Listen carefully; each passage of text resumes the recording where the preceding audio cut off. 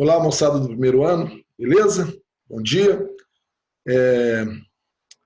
A gente vai então para a nossa segunda aula, né? A gente já deu uma adiantada no conteúdo.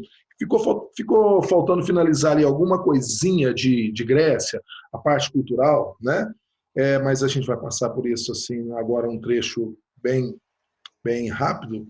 E porque não foi muita coisa, a gente já adiantou já bastante nas nossas aulas presenciais e também na nossa aula vídeo passada, né?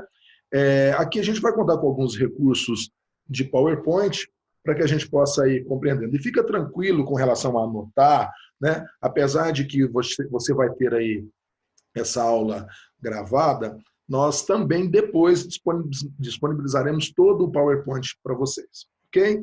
Sobre Grécia, apesar de que o PowerPoint ele é bem mais amplo do que tudo aquilo que nós trabalhamos, mas você vai encontrar tudo aquilo que você precisar para as avaliações que virão, e a gente não sabe ainda quando, mas a gente fará nessas avaliações, alguns trabalhos valerão também como nota para o bimestre, isso é coisas ainda para ser decidido pela coordenação, ok?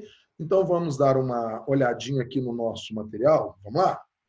Bom, então aqui eu tenho um PowerPoint, vamos abri-lo aqui então. Bom, esse PowerPoint aqui é sobre a Grécia, ok? Então vamos lá. Deixa eu dar um toquezinho nele aqui. Deu uma travadinha aqui, vamos lá. Isso.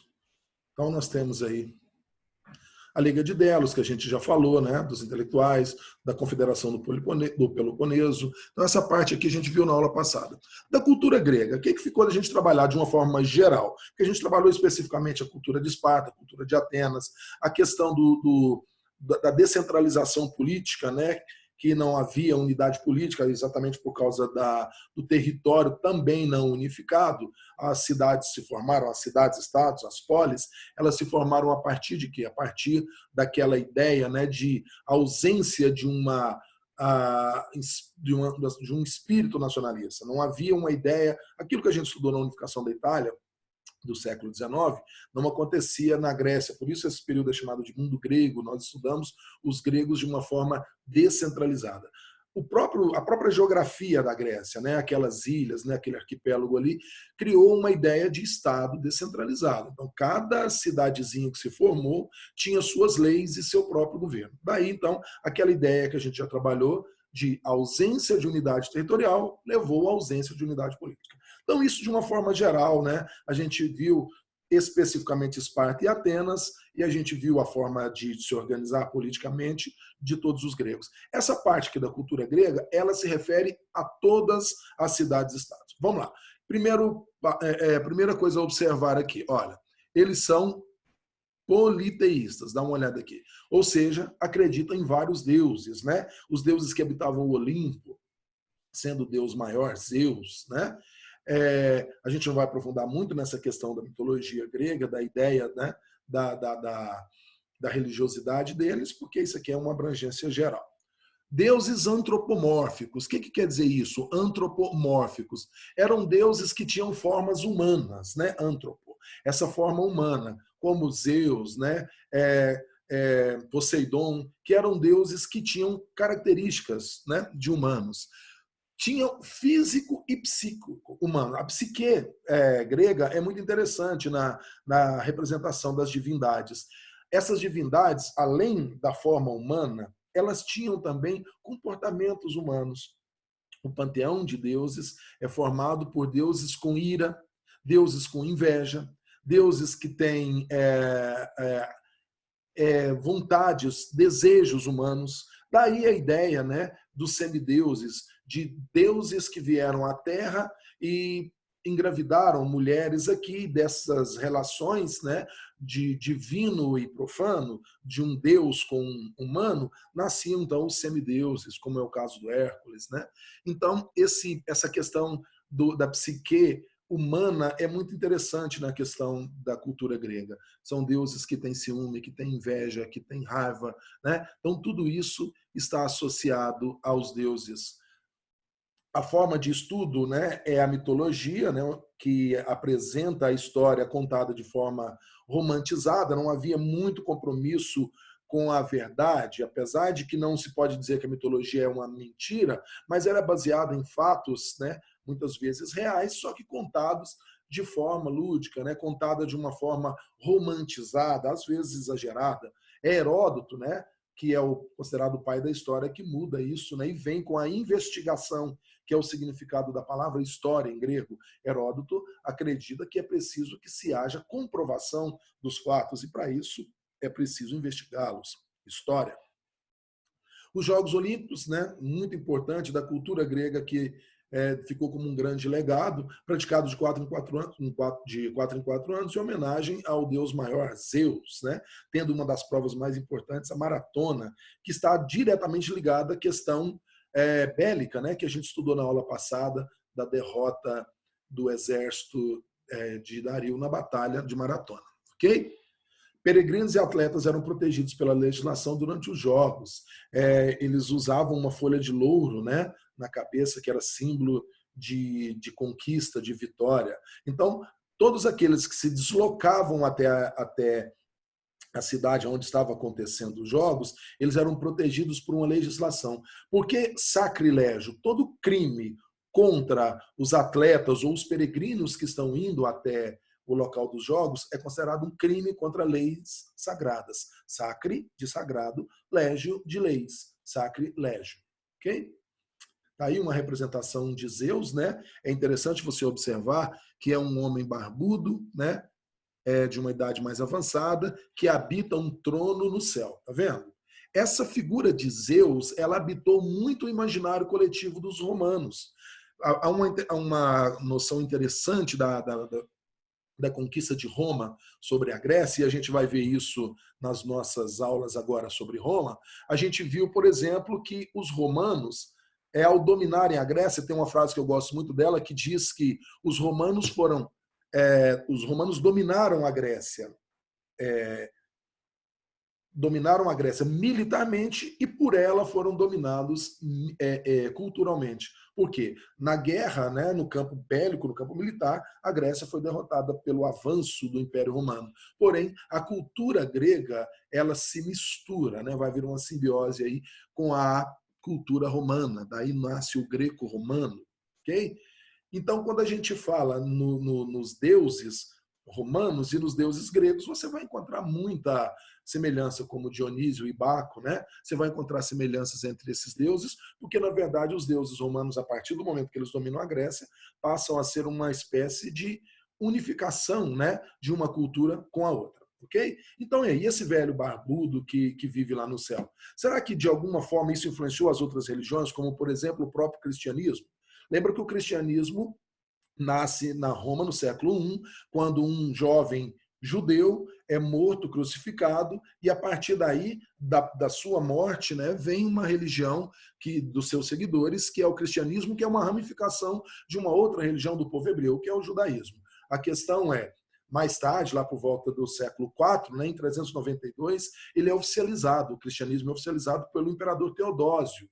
Antes, em 313, já tinha sido permitido o culto do cristianismo pelo imperador Constantino. Então, passa a ser aí o cristianismo aceito em 313 e passa a ser oficial em 392. Século IV. Roma está caminhando para a sua queda já no século V. Então, o cristianismo passa a fazer parte do panteísmo, né, romano, e depois passa a ser a religião oficial. Passa a ser proibido não acreditar no cristianismo. É a religião oficial. A igreja, que antes era dos hebreus, dos judeus, passa a ser igreja católica, apostólica, romana. Não é isso?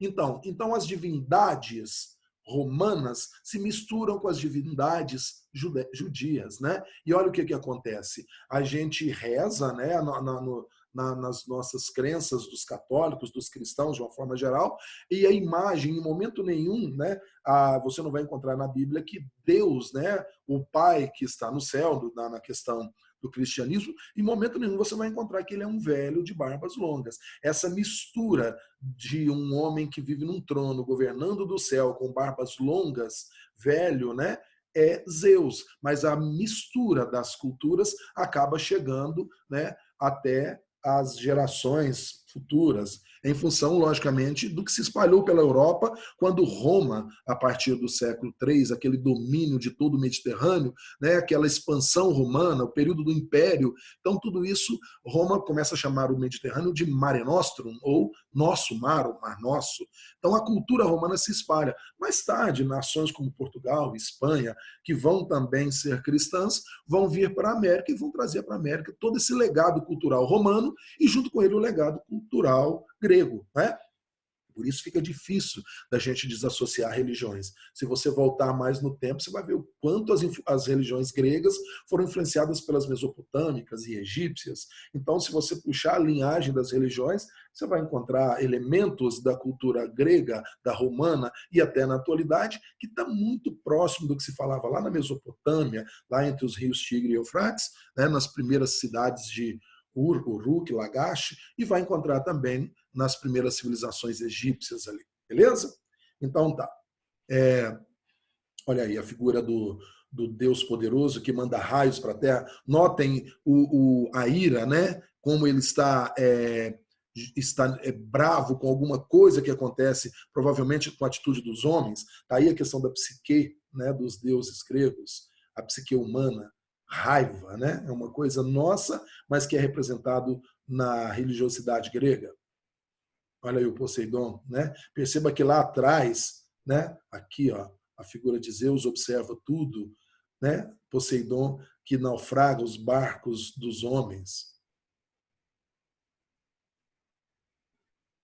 O teatro grego, né? Tá vendo um sorriso, uma carinha sorrindo e uma carinha chorando? O teatro grego, que muito influenciou os romanos, se baseava em duas ideias, né, básicas: as tragédias e as comédias. O que eram as comédias? Era uma sátira do cotidiano, do dia a dia, da política, das relações humanas. E o que era a tragédia? Ela sempre registrava a inexorabilidade do destino. O destino inexorável, que era imutável, né? Inexorável é aquilo que você não pode reverter. Então, as tragédias contavam coisas como narradas de que é assim que sempre será, e essa era a ideia do teatro, levar aos homens a dramatização do cotidiano deles, seja no aspecto da alegria, através das comédias, da sátira, seja na tristeza, através das tragédias, ok? Racionalismo é uma coisa muito interessante, um traço muito interessante da cultura grega, né? O racional, o lógico. Lógica e razão é uma coisa que eles passam a se importar muito, principalmente no período de Heródoto. Ética, a evolução dos pensamentos, né? Sócrates, Platão, Aristóteles são homens que vão trabalhar muito esse conceito. Sócrates, olha, eu sei que nada sei, a filosofia, aquele homem que volta para dentro de si mesmo para buscar se compreender, para compreender o mundo, né, no qual está inserido. Então, cada um desses grandes filósofos é fruto dessa evolução do pensamento grego, principalmente a partir de Heródoto, que começa a buscar comprovação científica para os fatos. Ok? Bom, a gente viu, né, lá naquela guerra entre persas e gregos, né? A gente viu isso aqui, ó, na aula passada. Lembra dos 300? Quando Leônidas de Esparta vai conter o avanço de um exército de 30 mil persas. Então, olha o que acontece. Com apenas 300 homens, né, Leônidas se esconde num lugar chamado... Esconde não, estrategicamente ele se instala num desfiladeiro, que é uma cadeia de montanhas, e ele coloca apenas 300, mas são 300 guerreiros, homens que são soldados desde os 7 anos, como eu já expliquei para vocês na aula anterior e em aulas presenciais também. Esses homens, então, eles vão se organizar sob o comando do rei Leônidas. 300 homens vão enfrentar o exército agora do rei Xerxes, o rei Deus. Esse aqui é o filme 300, olha. Esses homens estão, olha aqui, o Xerxes, que é o rei Deus. Uma participação nesse filme aí de Rodrigo Santoro, né, que é um ator brasileiro muito renomado, né, lá fora, aqui, lá fora. Diante de Leônidas, ele oferece a misericórdia e o que ele pede é apenas submissão, não é isso? E aí tem um Leônidas muito doido, né? Essa charge eu gosto muito dela, porque no filme fala Spartans never surrender, né? Espartanos nunca se rendem. Eu gosto muito desse slidezinho. Então, foram 300 espartanos contra 30 mil persas. Lógico que eles não venceram, mas retardaram o avanço dos persas durante muito tempo e mais tarde a Liga de Delos, né, pôde se organizar, Esparta, Atenas e outras cidades gregas, e vencem, né, o exército persa. A gente viu isso no vídeo anterior. Faltou eu colocar isso aqui para vocês, então por isso eu estou fazendo esse resgate aqui. Né? Na Batalha de Salamina, os barquinhos pequenos dos gregos, eles usaram barcos com bastante mobilidade e afundavam os grandes barcos persas, né? Na Batalha de Salamina, que foi o motivo da derrota de Xerxes. Ele acreditava que os gregos iriam atacar a Pérsia pelo mar, então ele vai e manda gigantescos barcos, e os gregos preparam pequenos barcos com as pontas afiadas, né, na frente desses barcos, e esses barcos furavam o casco dos navios persas. Essa batalha é muito marcante. Então aqui agora, deixa eu parar essa apresentaçãozinha aqui e mostrar para vocês um videozinho que eu achei muito interessante na internet. Eu acho que vocês vão gostar. Ele é um videozinho que está aí no YouTube e ele faz uma paródia disso, né? De um Leônidas que leva um exército de 300 homens para enfrentar 30 mil persas. Então vamos ver aqui esse slidezinho aqui. Eu achei ele muito legal, vai dar para a gente entender bem o que foi essa. Isso aqui é um comediante, né? Que fez. Vamos ver aqui. Isso aqui é um stand-up que depois alguém colocou em vídeo aí. Ficou muito legal. Dá uma olhada. O Leônidas de Esparta falando: atenção, 300! A gente, temos uma guerra pela frente! Eu, Tigas, Tiago Ventura e mais 297. Tigas é muito bom, né? Nome de youtuber. Salve! Ô, Leônidas, coisa minha aqui, deixa eu perguntar pra você. Essa guerra aí é contra quantos, hein? Não, que a gente já tá em 300, né, velho? Aí a pergunta é mais por negócio de curiosidade mesmo. Que a gente já vai, né? Leônidas, eu e o Tigas tá na dúvida aqui, porque a rapaziada tá eufórica pra caralho aí. E a Smart Fit fechou, né, viado? Então a gente nem treinando tá. Queria saber aí como conta quantos, hein? Smart Fit é Guerreiro, se você quiser chutar, eu falo se está perto ou não. Falou, ok? Então, se é 300, você porra. Uma dessa a gente já tá indo forte, né? 300 contra que 150? Um pouco mais. Fala 300, fala 300. Fala 300 quando é guerra. A guerra geralmente é 300 contra 300. Falei, Leônidas, são uns 300 contra 300? Fala um pouco mais. Um pouco mais, Leônidas? 600. 600. É 2 pra cada, né? Dale aqui, vamos pra casa assistir Netflix, relaxar. Um pouco mais. Um pouco mais do que, Leandro? Você tá falando? Uns 1.200? Que aí já é 4, não sei nem se dá. Entendeu? Porque... eu também não sei se dá pra mim, não, né? Que se eu ando com ele e pra ele não dá, já sobrou deles pra mim, né?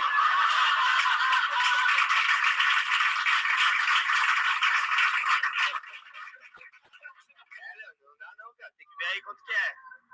Não tem nenhuma média não pra dividir por 2, pra dividir por 3. Vou chutar alto, hein, Leônidas?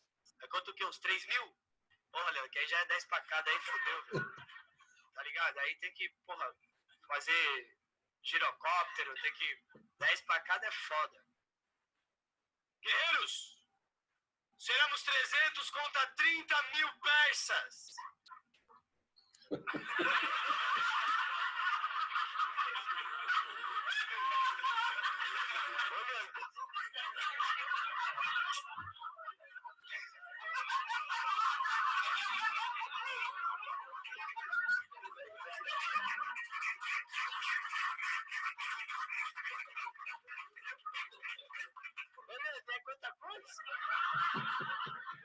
Guerreiros, seremos 300 contra 30 mil persas.